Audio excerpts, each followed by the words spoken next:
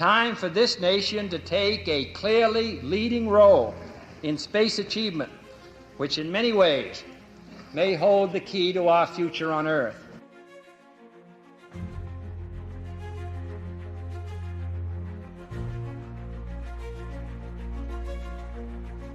It's one small step for man, one giant leap for mankind.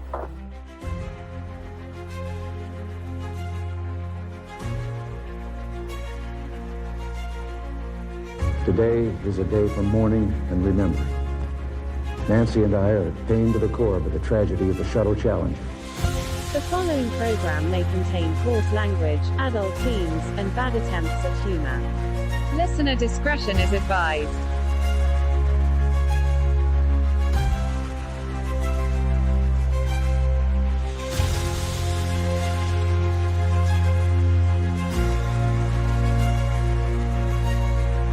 What is President Trump's goal? What is his vision?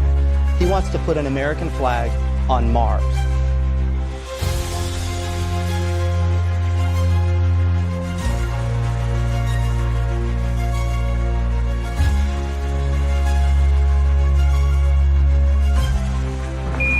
Houston, Tranquility Base here. The Eagle has landed. I am your host, JEFF, also known as A Cosmic Bard over on X, and this is the Lost Wanderer podcast for April 20th, 2025. Happy Sunday evening, happy Easter to those that celebrate, and welcome aboard the ACS Serenade. As we are wont on this show to do from time to time, we always start the show out with Artemis Accords updates. Now this one, well, kind of came out of nowhere. Bangladesh has officially become the 54th nation to sign the NASA's Artemis Accords, committing to peaceful and cooperative exploration of space. The signing ceremony took place on April 8th in Dhaka, with Bangladesh's Secretary of Defense, Ashraf Uddin, representing the nation. NASA's acting administrator, Janet Petro, welcomed Bangladesh's participation, highlighting its roles in shaping the future of space. Now that is out of the way, because I had always promised, unless something incredibly major happened, I would always lead with anything Artemis Accords related as often as humanly possible. That said, we all know what you really want me to talk about. And that's what we're going to do. And for those of you who heard me Tuesday night, as I stepped away from my producer, Norm, and actually talked during a show I produced, you got a little bit of taste of it. Now, before I start this segment, I apologize to those that only listen to this podcast, because I am about to throw something up on the screen that will catch a lot more meaning as I cover this next subject. Let us cut through the glitter and hype. The idea that Katy Perry, Lauren Sanchez, Gayle King, and their posse of astronauts, because they happen to take an 11-minute joyride to the edge of space on Jeff Bezos' Blue Ball Origin rocket, which is an insult to every scientist, every engineer, and trailblazer who has earned that title. For those not watching, I am putting up on the screen of every human astronaut that is female who has orbited the Earth at least once. Now, the article I'm going to reference here is from Ars Technica from April 18th, 2025, and it lays bare the absurdity of the NS-31 mission, a publicity stunt dressed up as a feminist milestone, complete with, oh my God, designer flight suits and a photo spread in L. This wasn't space exploration. It was a billionaire and millionaire's ego trip. And the fact that it's being pushed and sold as progress for women in space makes my skin crawl. And I know that scrolled a little bit fast, so I'm going to restart that for you in case you missed any of the names.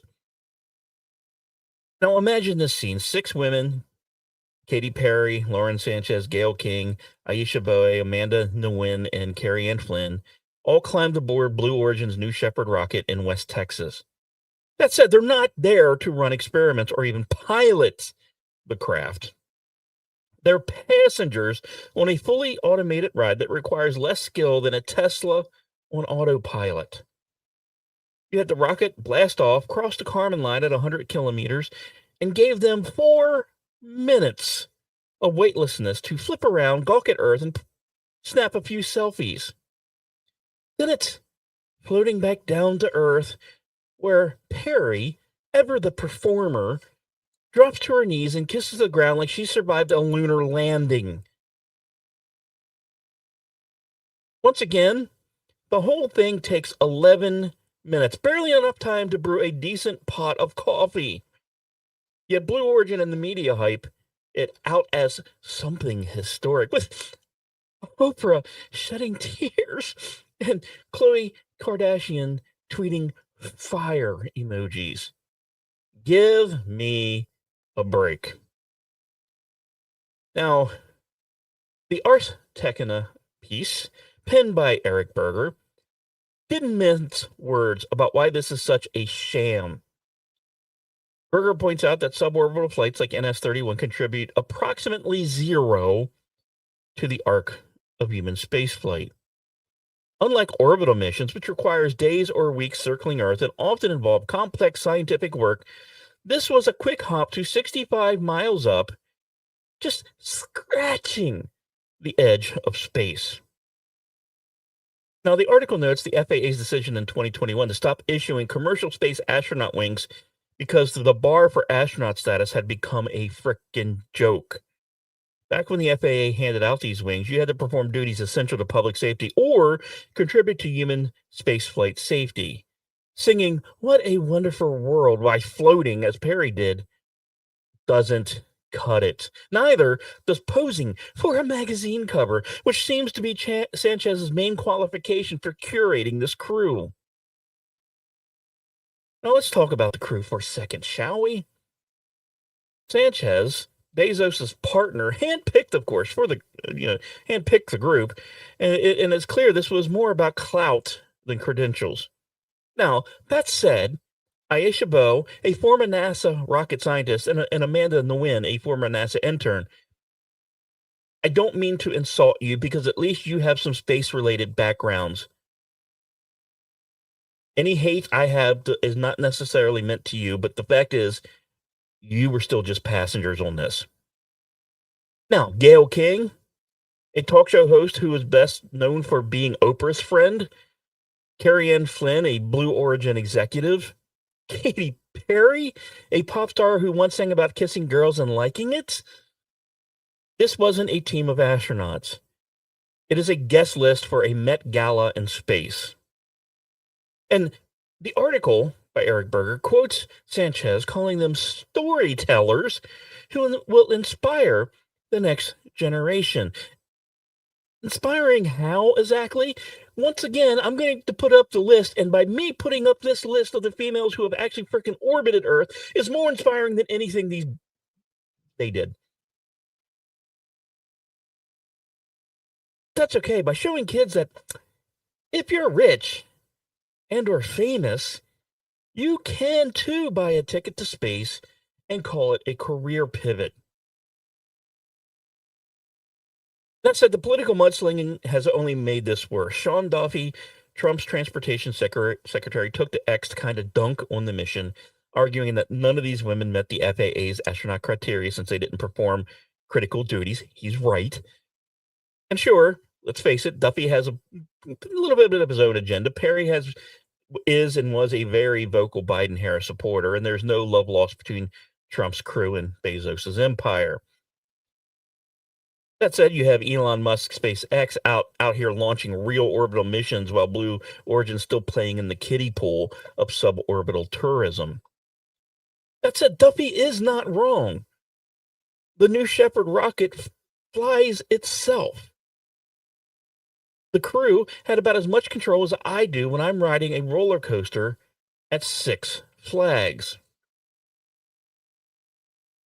Now, that said, what really chaps my hide is the claim that this is a win for women in space. The article mentions Valentina Tereshkova, the Soviet cosmonaut who in 1963 orbited Earth 48 times over 3 days by herself. That's an astronaut, or cosmonaut if you want to be correct. She trained for years, faced Cold War era risk, and proved women could hack it in space before most of the NS-31 crew was even born.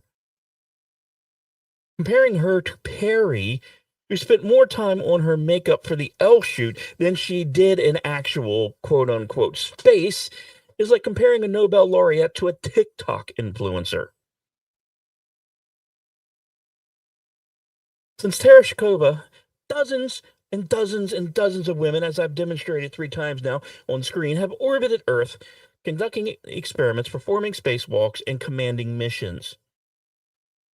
They didn't need rhinestone-encrusted flight suits to prove their worth. Now, the backlash on X was actually glorious and well-deserved. Users tore into Perry for her ground-kissing theatrics, pointing out the stark contrast with real astronauts like Sunita Williams and Butch Wilmore, who were stuck on the ISS for 9 months due to a Boeing Starliner glitch. One user post raged, 11 minutes is a joke. Perry kissing the ground is just overacting. She's acting like astronaut Sunita Williams and her team who were stuck in space for 9 months. Even celebrities piled on, too. Olivia Munn called the missions gluttonous, while Emily Ratajkowski dubbed it at basically beyond parody. And even Blue Origin's own fangirls on X were split, with some praising the inclusivity and others just rolling their eyes at the blatant PR grab. So let's zoom out and put this into a little bit better context. Space exploration used to mean something, and to a large degree, it still does. When Sally Ride became the first American woman in space in 1983, she wasn't just breaking barriers, she was conducting experiments on the Space Shuttle Challenger and paving the way for women in STEM. When Peggy Whitson set records for the most time in space by a woman, 675 days across multiple missions, she was running the ISS, not posing for a camera. These women, and the dozens like I listed, trained for years, mastered complex systems, and risked their lives. Even Inspiration 4, with the amazing, wonderful, and kind of cute Haley Arsenault, trained a very long time. The NS-31 crew, they showed up, buckled in, and let Bezos' rocket do the rest. Calling them astronauts is like calling a cruise ship passenger a naval officer. That said, the broader issue here is the commodification of space. Blue Origin and its ilk are turning the final frontier into a playground for the ultra-rich. And the Ars Technica article hints at this, noting that private spaceflight is blurring the line between astronauts and tourists. Let's not forget, in the 60s, astronauts were heroes, test pilots and scientists pushing humanity's limits. Now, anyone with a fat wallet and a PR team can buy a seat and claim the title. It's not just Blue Origin, you got Virginia Galactic that has been doing the same damn thing. But this NS-31 flight, to me, takes it to a new low. With its curated, oh my God, all-female cast designed to maximize headlines rather than really any knowledge. And then, of course, the media circus that followed. And the article does a good job describing how CBS Mornings aired a segment with King gushing about her astronaut status. Well, Oprah's tears and Chloe's tweets fueled the hype. It's all so calculated. Blue Origin knew an all-female crew would spark buzz, especially with the likes of Perry and King involved. But let's face it, to many, it's a hollow gesture. If they wanted to advance women in space, why not fund scholarships for female aerospace engineers or sponsor a real mission with trained astronauts? Instead, we get a glorified reality show complete with Sanchez's self-congratulatory speech about storytelling. The only story here, from what I can see, is how far you can stretch a dollar in a dream. But the real tragedy is the shadow I think this casts on the women who've actually earned their place in space history. During this segment, 3 times I've displayed every female astronaut who's orbited Earth, women who've circled our planet, conducted groundbreaking research, and sometimes even paid the ultimate price.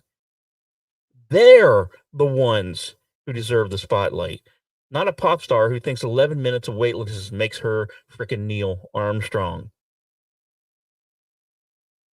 Now, this whole fiasco reminds me of a quote from Carl Sagan. Somewhere, something incredible is waiting to be known. But we're not going to find it by launching celebrities on a suborbital ego trip.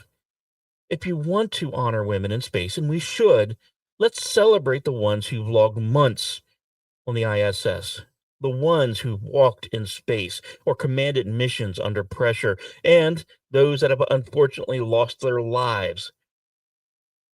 Let's invest in the next generation of scientists, not influencers. And for the love of all that's holy, let's stop calling people astronauts just because they can afford the ticket to kiss the Kármán line. The stars deserve better, and so do we.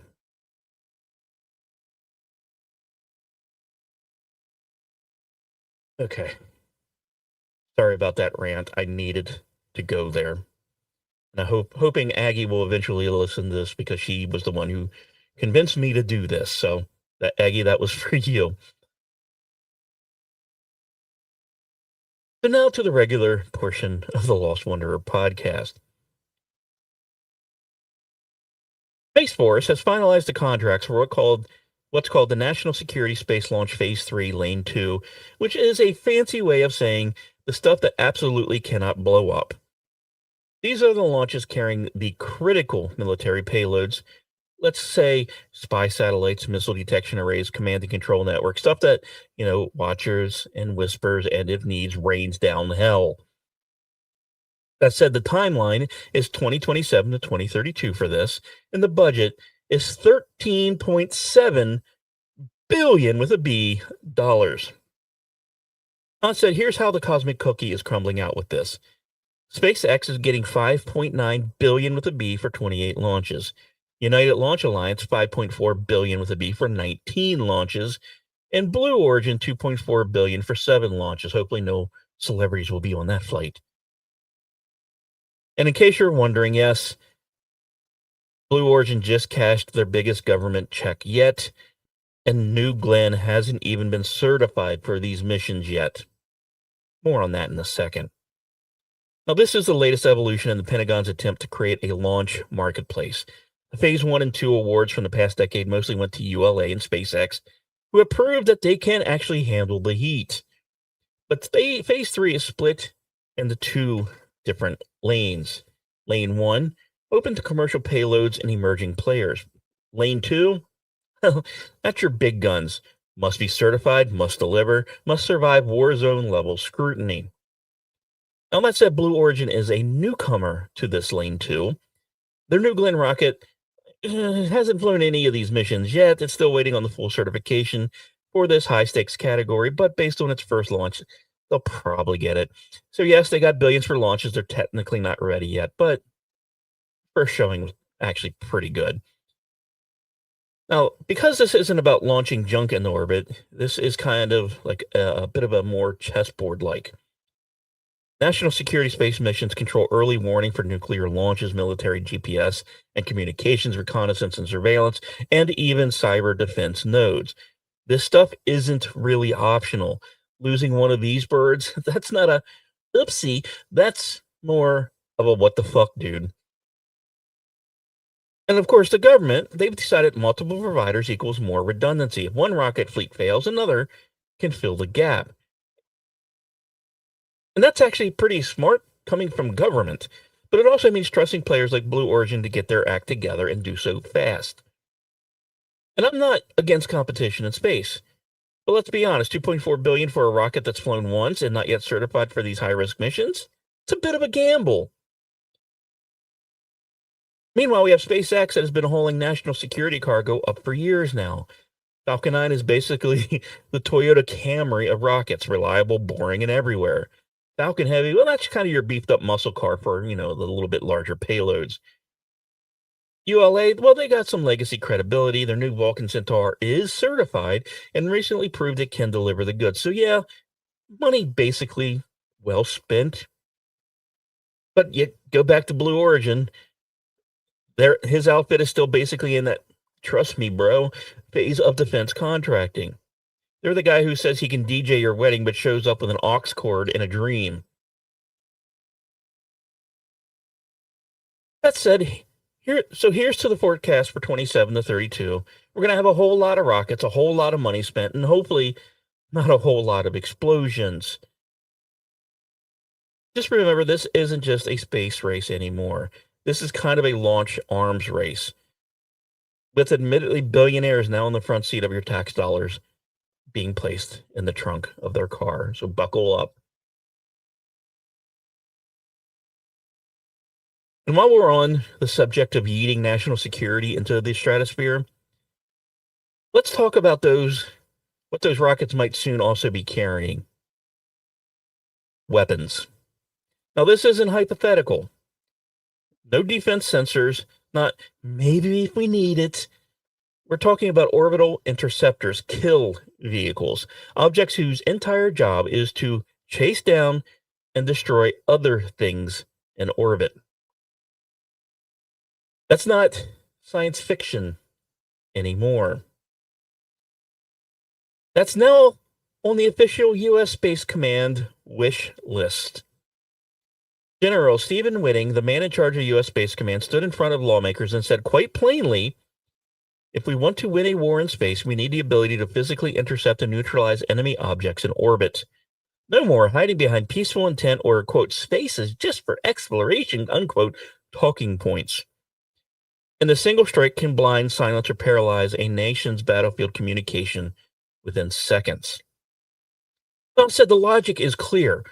China has kinetic anti-satellite missiles. Russia's been deploying spy satellites that stalk and follow other satellites like creeps at a space bar. We've seen the simulated attacks.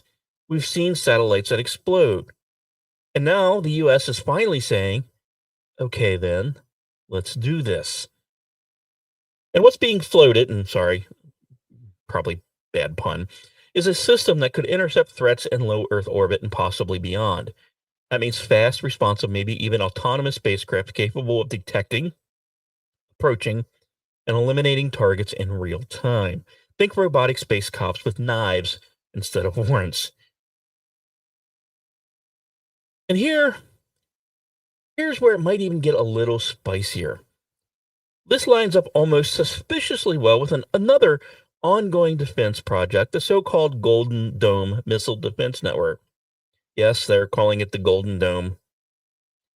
The plan, up to 1,000 satellites detecting threats and 200 armed satellites ready to engage them. And there are reports suggesting SpaceX may be involved as well. Palantir, too. And Dural, the dark horse of autonomous weaponry, also has a seat at the table. So now we're looking at a constellation of government and private interests assembling a sky fortress while calling it a quote-unquote defensive shield, which of course is historically the PR phrase you can use right before you pull out a railgun in orbit. But let's be honest, once you do have something in space that can take out another satellite, it doesn't matter what you call it. It's a weapon. And if war ever reaches orbit, and it will, the line between defense platform and preemptive strike capability will blur in the starlight.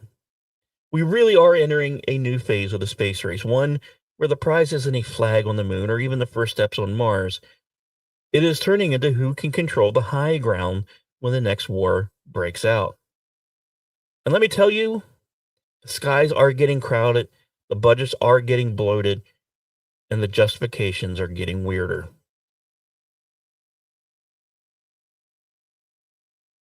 Because no matter how high we launch ourselves into the heavens, someone is always trying to bring the whole damn constellation down. And now, assholes in space. Chinese asshole. Chinese asshole. Chinese asshole. Chinese asshole. Russia and China are taking aim at one thing Elon Musk did that actually works amazingly well. I know some Teslas are great, some Cybertrucks are great. The flamethrower is probably amazing. I haven't seen one in real life. So that is, Russia and China are taking the web of low Earth orbit satellites and has quietly become the unsung MVP of modern warfare, especially in places like Ukraine. We have communications, drone targeting, field logistics, all of it rides on Starlink, which naturally makes it a high priority target for anyone still stuck in the Cold War sandbox with a box of jammers and a vengeance complex. We have Russia, who's actively been jamming Starlink in eastern Ukraine using something called the Tobol system, originally built to protect their own satellites from interference. But I guess someone figured, hey, if it works defensively, let's point that bastard outward and start frying SpaceX's signal footprint, because why innovate when you can sabotage? But wait, they're not stopping there. Russia's now building a system they're calling Kalinka, which, no lie, sounds a little bit more like a Bond villain's karaoke machine than satellite stuff. And Kalinka's goal is clear: detect, disrupt, and disable Starlink terminals and satellite links. It's a Starlink killer, they're calling it, which is both a threat and kind of a poetic admission that Musk's, Space Bros did something amazingly right. But then there's China, never to be outdone in the category, what the actual hell? Their military researchers are now proposing kind of a unhinged concept, yet, get this, laser submarines with pop-up masts that can fire into space. So not quite sharks with lasers, submarines with lasers. Underwater, shooting up. Okay. Now that's not science fiction. That's a deep sea fever dream. Imagine you happen to own a stealth sub and it surfaces enough just to go pew pew and fry a Starlink satellite in mid-orbit. Either someone is watching a little bit too much anime, or China's weapon division is run by a League of Legends team on meth. That said, the bigger picture here, this isn't just cyber warfare. This is orbital warfare. Nation states are actively working to cripple private infrastructure in space because they know it's now embedded in modern warfighting.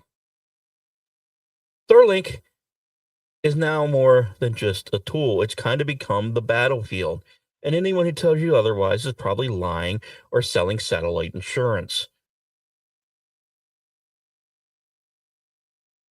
So yeah, we Blue Origin we have still struggling to get certified. We have the U.S. Space Force that is loading up on interceptors. But these guys, they're already testing the fences, hitting comms, making plans, training the lasers.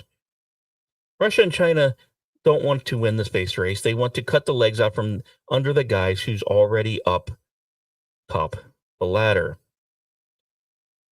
Now, that said, China has just made a bit of a quieter move, a bit of a diplomatic move. For they've signed an agreement with Pakistan to send the country's first astronaut to the Tiangong space station. And this will be the first time ever a non-Chinese citizen flies aboard their orbital platform. First foreign national, first outsider, first +1 to the party. And while it might not sound like much next to the missile-hunting satellites and laser-firing submarines, make no mistake, this is a major geopolitical signal. China's not flexing its tech, it's flexing its soft power here. This isn't about beating the West with rockets, it's about replacing it. With the ISS aging out, Tianyang is stepping up as the future space hub, and this deal with Pakistan is the first brick in that decision. And let's be honest, once again, it's a bit of a smart move. While the U.S. and its allies are forming space and military coalitions and debating whether billionaires should be allowed to weaponize low Earth orbit, China is now building its own space guest list. And let's face it, it's also a little bit about branding. Come fly with us, they're saying. We've got room, and we don't lecture you about human rights while you're in orbit. And Pakistan, for its part, is all in. This is a bit of a huge prestige play for them, especially with India launching their own rockets. Pakistan, you now have national pride, international visibility, and a bit of that big old middle finger to India, who's been pulling off moon landings and Mars probe, while Pakistan's been mostly watching from the sidelines. And for China, well, this opens the door to other non-aligned or developing nations who can't afford their own space programs, but sure as hell would like a flag floating in orbit. You have Africa, South America, parts of Southeast Asia. If NASA won't let them in the club, China's ready with a boarding pass and a branded spacesuit that doesn't have rhinestones. And with that, let's take a brief interlude of about 4 minutes to refill our drinks, our snacks, and whatever. And let's celebrate those rhinestone-encrusted astronauts during the intermission.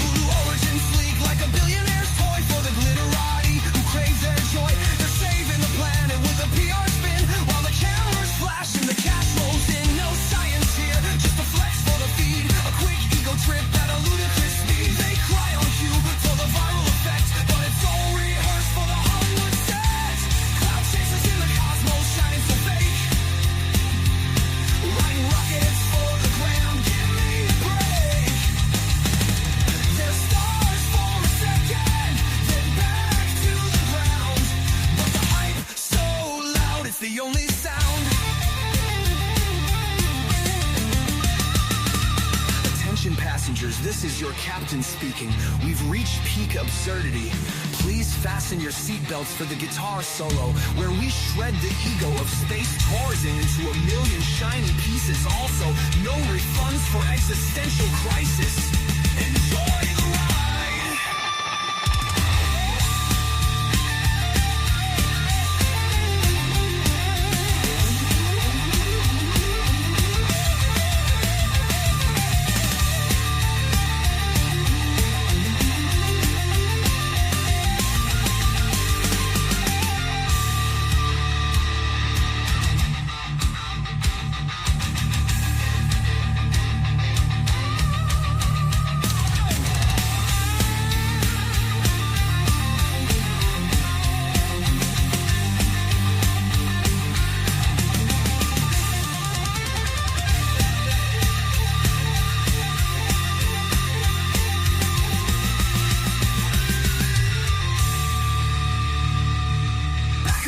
They're still milking the globe, posting profound quotes from 10 minutes ago. I saw the void and it changed my soul, but the next gig shilling some crypto gold. The headlines fade, the world moves on, yet they're still fishing for light till dawn. Space ain't deep when your heart's so shallow. stage for the fame, hungry to wallow. Cloud chasers in the cosmos, shining so fake. Riding rockets for the gram, give me a break. They're stars for a second, then back to the ground. But the hype so loud, it's the only sound. So here's to the dreamers who pay to pretend their cosmic charades got no end. When the stars stay silent and the cameras quit, they're just chasing cloud in a rocket-lit skit.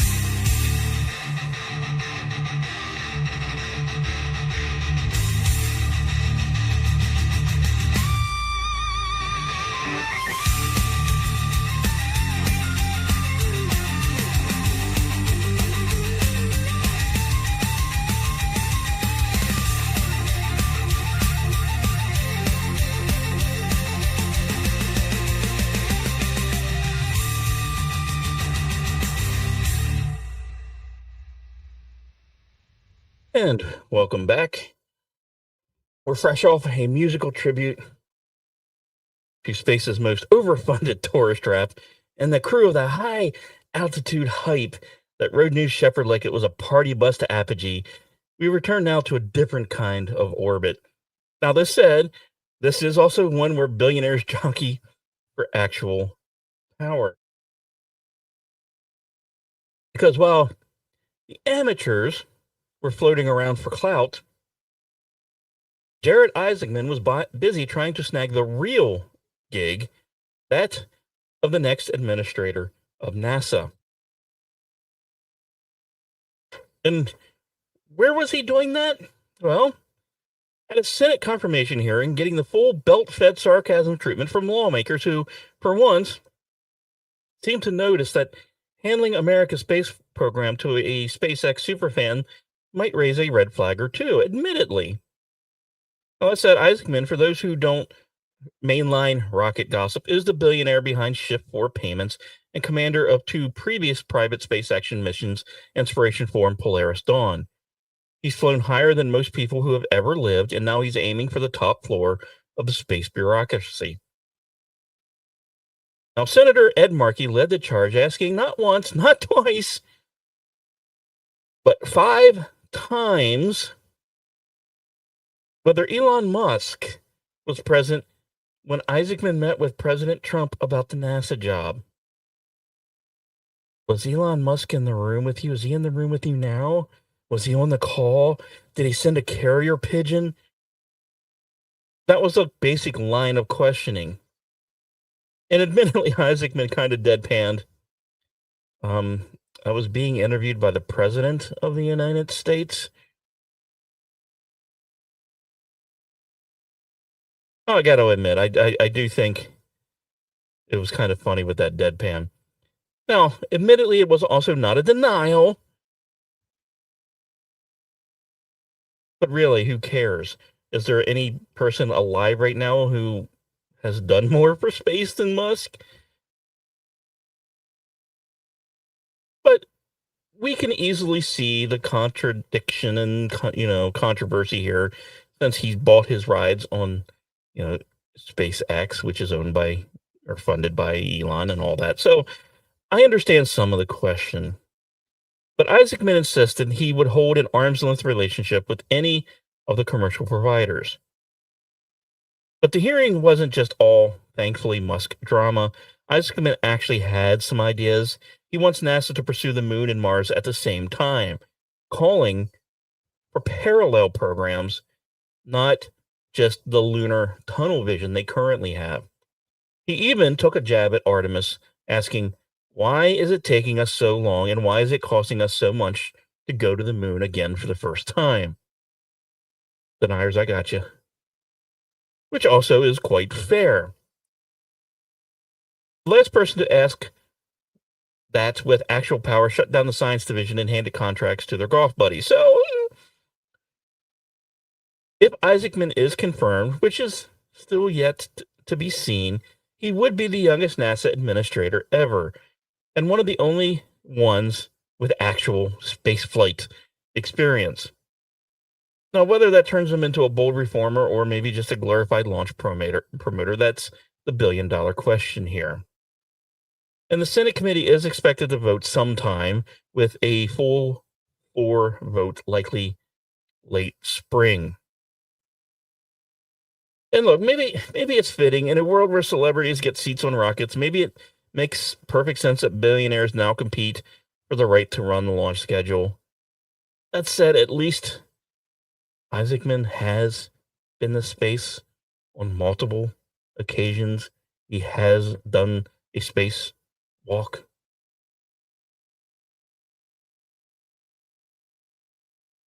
That's okay. Because, well, we're still busy lading off Cold War era hardware to throw surveillance payloads into orbit. We have this next wonderful story because nothing says modern security like a duct tape missile from the 1980s.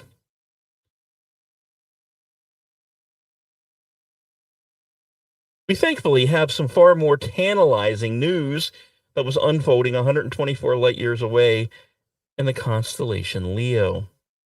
Ladies and gentlemen, travelers of time and space, we may have just sniffed a fart from an alien ocean. Worst part is, I'm not even joking. So let me explain. Astronomers using the James Webb Space Telescope has been studying a planet called K2-18b. Now, it's not new. We've known about this exoplanet since 2015. But what's new is what we're now able to see, or, in this instance, smell. If you count light analysis as kind of an interstellar nose, which probably is the best way to look at it in some regards. This planet is part of a rare class called a Halcyon world, a term coined from hydrogen and ocean. These are planets that may be covered in deep global oceans surrounded by a hydrogen-rich atmosphere and sit comfortably in their habitable zones of their parent stars. They're not too hot, not too cold, just right for cooking up something weird and wiggly. And that brings us to the headline. Scientists think they may have detected dimethyl sulfide, DMS, in the atmosphere of K2-18b. Now, DMS, if you've ever made beer, you know that's a no-go, but you know exactly what it is. Now, on Earth, this molecule is exclusively produced by life. Yes, DMS in beer is produced by life because technically yeast. Now, sort of. Now, in this case, specifically phytoplankton, tiny ocean-dwelling microbes that burp DMS into the air. It's what gives the sea its distinct scent. So when you smell the ocean and say, it smells like a vacation, what you're actually inhaling is the metabolic output of invisible aquatic orgasms. Sorry for ruining that. So why is this molecule showing up in a planetary atmosphere 124 light years away? Well, that's the big question, and the reason the scientific community is currently vibrating like a tuning fork on a caffeine drip. The team behind this discovery is led by Dr. Nico Madhusudan from the University of Cambridge. You might actually recognize the name. He's a respected figure in exoplanet atmospheric modeling. His group used transmission spectroscopy via the James Webb Space Telescope to analyze starlight filtering through a planet's atmosphere as it passed in front of its host star. Now, what they found was a cocktail of chemical signatures, including methane, carbon dioxide, and yes, the possible presence of DMS. And here's where we shift from what we saw to kind of what it might mean. Now, according to the study, the data suggests a 99.7% probability that DMS is present. Not ironclad, not proof, but damn, that's close. Still, Madhusudan urges caution, saying, quote, if confirmed, it would be the first time we have detected a gas in the atmosphere of a planet beyond Earth that is uniquely associated with life, unquote. Let's let that line breathe for a second. If confirmed, this would be the first legitimate biosignature ever detected on an exoplanet. not a maybe, not a molecule that could come from volcanism, not a fluke, a molecule we only know from living things. Now, critics, because of course they exist, are quick to point out that unknown geophysical processes could produce DMS in environments we don't fully understand. After all, this is an alien world. We can't assume biology works exactly like it does here. Okay, fair point again. But the other signatures, like methane and carbon dioxide, reinforce the possibility that something biological could be happening. These are molecules you'd expect in a planet with active chemistry, and their ratios match what you'd expect from a liquid water-rich environment. Oh, and did I mention this thing is 2.6 times the size of Earth with a possible ocean hundreds of kilometers deep? So it's not exactly a tide pool. That's a pressure-cooked abyss of alien potential. Now, admittedly, this isn't the first time K2-18b has raised eyebrows. Back in 2019, Hubble detected water vapor in its atmosphere, a first for any exoplanet in the habitable zone as well. But at the time, we didn't know much else. With the James Webb Space Telescope's much sharper instruments, well, that has kind of blown the door wide open. Still, there's a catch, because there's always a catch. K2-18b orbits a red dwarf star, and red dwarfs have a habit of unleashing solar flares like toddlers hurling tantrums. Any potential biosphere would have to survive some pretty nasty radiation, unless it's hiding under the ocean, shielded from the chaos above, which, honestly, that's exactly where we'd expect life to be. On our own planet's earliest organisms thrived in hydrothermal vents and deep sea crevices, so why not there? More observations are coming. The team plans to watch future transit to see if the DMS signature holds up, and maybe even spot more complex molecules. It's a long game, and JWST is just warming up. But for now, let's step back and kind of appreciate the entirety of this. For thousands of years, we've stared at the night sky and day sky and asked if we were alone. In 95, we found what was be our first exoplanet. In 2015, we found K2-18b, and in 2025, we may have just caught a chemical whisper from something alive. We haven't found aliens because no one still has found me yet, but if this pans out, we've kind of found the next best thing, a hint that maybe, just maybe, life isn't special to just Earth. That biology isn't a cosmic accident.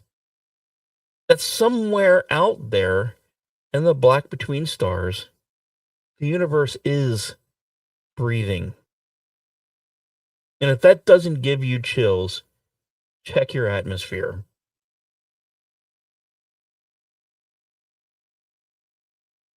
Now, that said, while K2-18b might be dropping chemical love letters from 124 light years away, back here in our own solar system, Saturn's biggest moon is giving off a bit of a different vibe. More of a lonely swamp hermit than galactic chorus. Yes, we're talking about Titan, that foggy, methane-rich world that's been on scientists' radars for decades as one of the best spots to search for alien life. And now, a new study is adding a bittersweet twist. Life might exist there. Sorta, just not in any way we're likely to find it. So let's dive into this weirdness a little bit. Titan is unique. It's the only moon in the solar system with a thick atmosphere, mostly nitrogen. It's got liquid rivers, lakes, and seas. Not of water, but of methane and ethane. The surface temperature hovers around a bone-snapping negative 290 degrees Fahrenheit, and under that frozen crust, a suspected subsurface ocean made of liquid water and ammonia that could, in theory, support life. And that's where some new research is coming in to help us understand. Led by Antonin Affolter at the University of Arizona, the study takes a hard look at whether life could survive in that subterranean soup. The result, technically, Yes. Practically? Don't hold your breath, but maybe. Now, using biophysical models to simulate what kind of microbial life Titan's ocean could support, the researchers estimated the total mass of potential life at a few kilograms, not per cubic mile, in totality. We're talking one cat's worth of microbes spread across an entire global ocean. To put that in perspective, Earth's oceans have 10 million trillion microbes. Titans might have less than your compost bin. Even worse, those hypothetical Titan microbes would be probably so thinly distributed, scientists estimate we'd find less than 1 cell per liter. That's like trying to find a single needle in a city-sized haystack where the haystack is toxic and frozen and flying 886 million miles from Earth. Which, let's face it, brings us to the bit of the real kicker. How do we even look for this? Well, actually, we have something planned for this. Dragonfly, NASA's upcoming mission to Titan. It's a nuclear-powered rotocraft, basically a space drone with science instruments. It is scheduled to launch in 2027 and land sometime around 2034. It'll hop around the surface, analyze complex organic molecules, and search science for prebiotic chemistry. That said, Dragonfly is not digging through the ice to scoop up samples from the deep ocean. It's mostly surface-level work. And if the life is truly hidden in the dark, ammonia-spiked sea under miles of crust, we probably won't even get close to an answer. Still, this study won't close the door.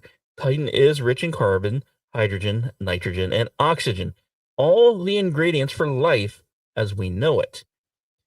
It's just that the environmental conditions and the energy budget probably don't support big, booming biospheres. If life's there, it's hanging on by its biochemical fingernails. So while some scientists are chasing gas signatures in distant atmospheres, others are quietly preparing to roll the dice on a moon where life may exist in ghostly traces scattered across what is a methane-coated world. But even that, I believe, is worth it, because the silence of Titan might be as revealing as the whisper from K2-18b. And while we have Titan's potential alien microbes that are ghosting us under a crust of methane ice, we now turn to a planet. A planet that's been, let's face it, the butt of bad puns since the Voyager's day. And no, I myself am not above it, because as of this week, science has officially confirmed that a day on Uranus is longer than we thought.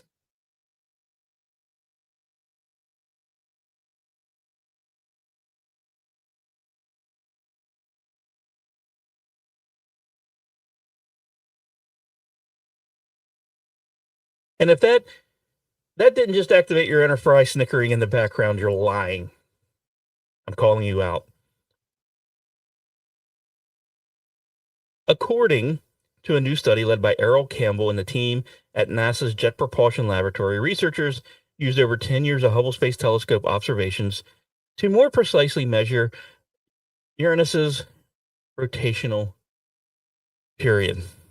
That means tracking the planet's auroras, those brief glowing magnetic flares that pulse around the poles, to figure out how fast the planet is actually spinning. Turns out Uranus spins a day at 17 hours, 14 minutes, and 52 seconds, which is about 28 seconds longer than what we believed for the last 40 years, ever since Voyager 2 gave us its best guess in 86. Now, you might say 28 seconds, who cares? But when it comes to modeling gas giants and understanding how their interiors turn and twist under all that stormy haze, every second actually does count, especially on Uranus, where everything about the planet screams, I dare you to model me accurately. Go ahead. Okay, let's rewind a second. Uranus isn't just another gas giant. It's that weird uncle of the solar system. It rotates sideways, a 98-degree axial tilt, which means its poles basically face the sun during parts of its orbit. That tilt causes extreme seasonal shifts that last decades and completely distort its atmospheric dynamics. So when we say a day on Uranus, we're trying to measure rotation on a planet that's literally spinning on its side like it's napping through the solar system. Now, how do you clock a planet with no solid surface, no fixed features, and cloud tops that look the same from every angle? Well, that's where Hubble comes in to save the day. So yes, I'm going to do it. Hubble, here I come to save the day. Now, over the past decade, it's been tracking these auroral flashes, magnetic fingerprints tied to its rotation. By mapping those against the planet's orientation over time, the team at JPL could finally correct the old estimate from Voyager. And what they found isn't just a more accurate day length, it's actual proof that Uranus is more dynamic than we actually ever thought. In fact, the study also showed a growing smoggy polar cap in its planet's northern hemisphere, a thickening haze likely caused by sunlight interacting with methane and other hydrocarbons in the upper atmosphere. It appears to come and go with the seasons, which on Uranus last about 21 Earth years each. So yes, while we've been making some jokes about Uranus, since Futurama taught us that nobody respects Uranus, science has quietly been peeling back the mystery of that planet. And now we know that under the side spinning strangeness is a planet with complex chemistry, magnetic weather, and a day that just got half a minute longer. And guys, we know half a minute longer is never a bad thing.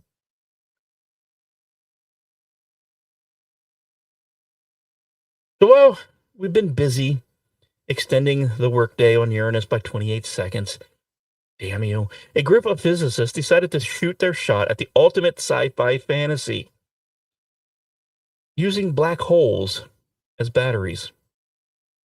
Yeah, seriously. Not a Dyson sphere, not solar panels on the moon. Black holes, the most dangerous objects in the known universe. And the new idea is now on the table. Don't run away from them. Plug into them. Okay, let's talk about this.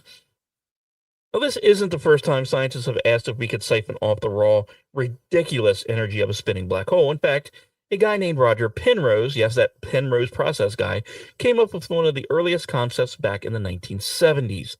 He theorized that if you could drop something into that ergosphere, that weird limbo zone just outside a rotating black hole where space-time gets twisted like a wet spaghetti, you might be able to split the object, toss part of it into the black hole, and let the other part fly away with more energy than it started with.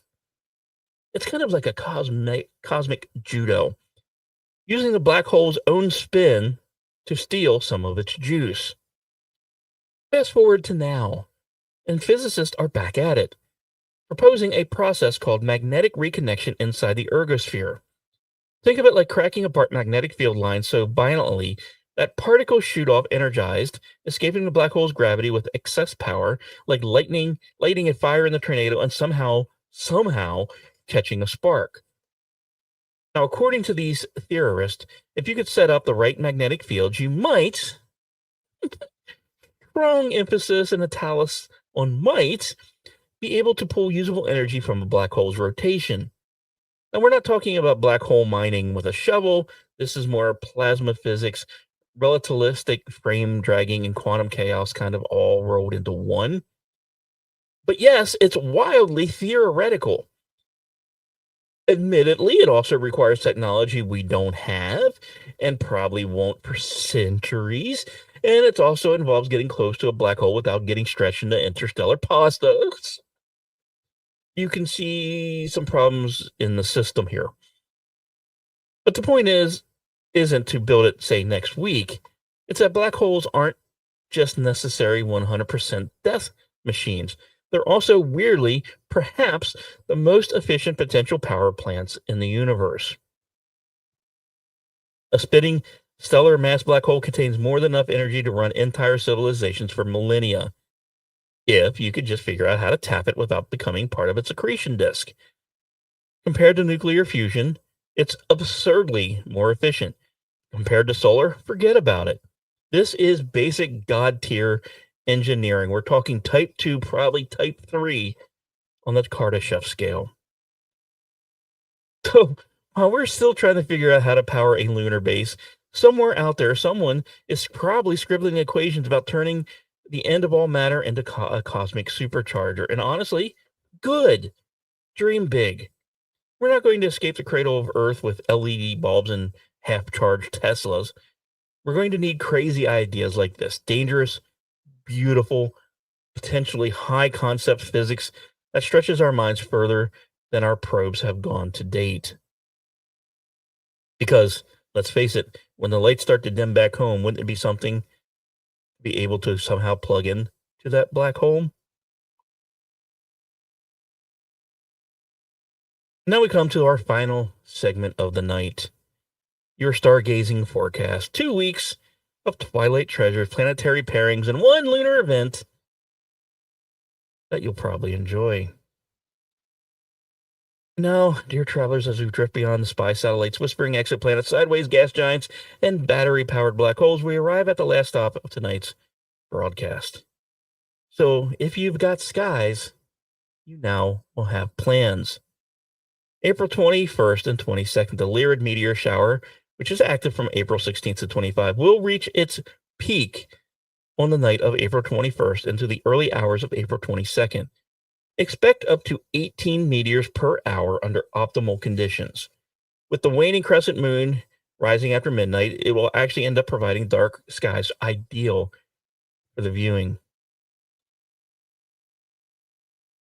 Coming soon, we'll have the new moon in Taurus, offering an opportunity for fresh starts centering on values, finances, and self-worth. This phase invites introspection and the setting of intentions aligned with personal growth and stability. And with the moon's brightness diminishing, late April is an excellent time for deep sky observations. Constellations like Virgo and Leo are prominent, hosting galaxies such as M87, M104, and the Leo triplet. A telescope in dark skies will enhance your viewing experience, of course. So as you step outside in the coming nights, take that moment to look up and ponder that vastness above. Whether it's just that fleeting streak of a meteor or three, the crescent moon, or the distant glow of galaxies, the universe does offer endless wonders to those who seek them.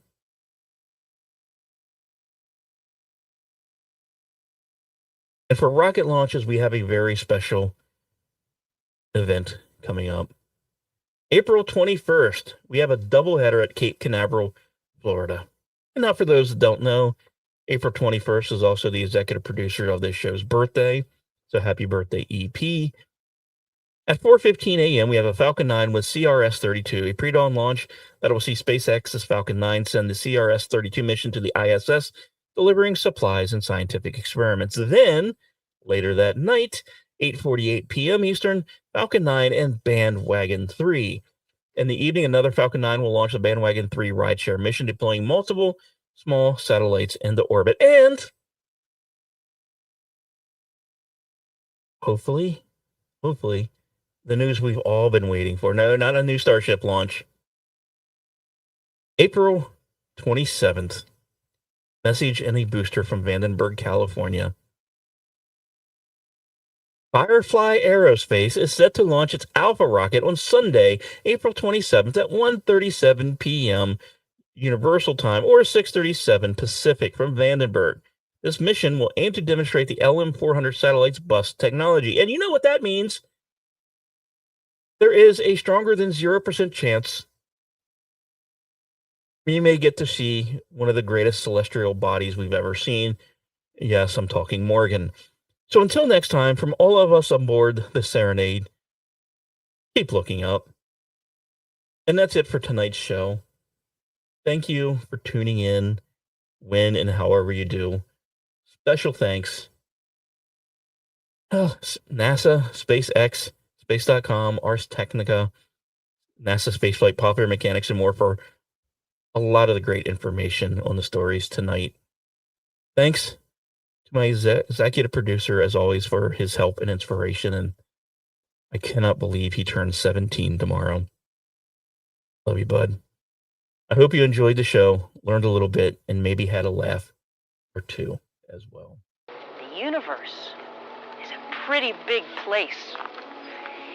It's bigger than anything anyone has ever dreamed of before. So if it's just us, seems like an awful waste of space.